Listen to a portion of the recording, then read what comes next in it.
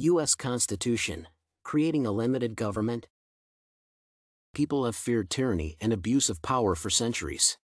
As the world moved past the Dark Ages into a democratic future, numerous systems were created to prevent the return of absolutism. The Constitution of the United States, presented in 1787, included several articles that would ensure separation of power. This paper aims to analyze the United States Constitution as the framers' ultimate desire for a limited government. The Constitution divided the American government into three branches: judicial, executive, and legislative. The relations between them are regulated by a set of constraints, known as the system of checks and balances. Its primary purpose is to prevent the concentration of power.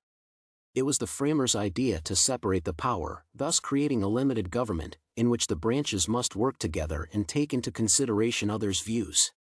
The framers based this principle on the ideas of philosophers across centuries.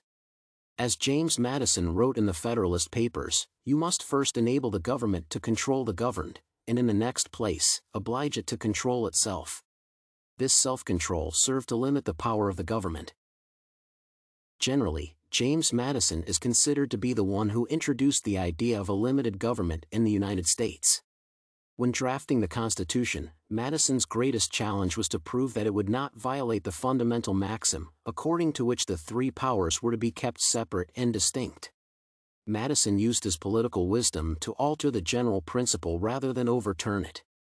His idea was that each branch of the government must have the constitutional means and personal motives to resist the encroachments of the others. Madison was convinced that it was impossible to compose a government of exclusively decent people, none of which would try to extend their power beyond reasonable limits.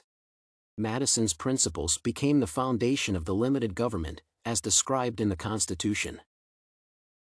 The first three articles of the Constitution of the United States introduced the separation of power, vesting the legislative, executive, and judicial powers in Congress, the President, and the Supreme Court, respectively. While the Constitution describes the responsibility of each department of the government, there are also several constraints for each branch. For example, every law passed by Congress is to be verified and signed by the President, who, in turn, has the right to veto legislation. On the other hand, it is Congress that may impeach the President, while the Supreme Court has the right to declare presidential acts unconstitutional.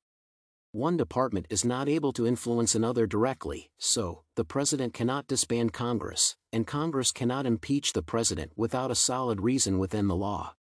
This way, the system exercises self-control. As envisioned by Madison, each branch has its distinct responsibilities, as well as tools to oversee the actions of others. To summarize, the framers looked to create a government that would be able to exercise control over the territory of the United States, while overseeing itself.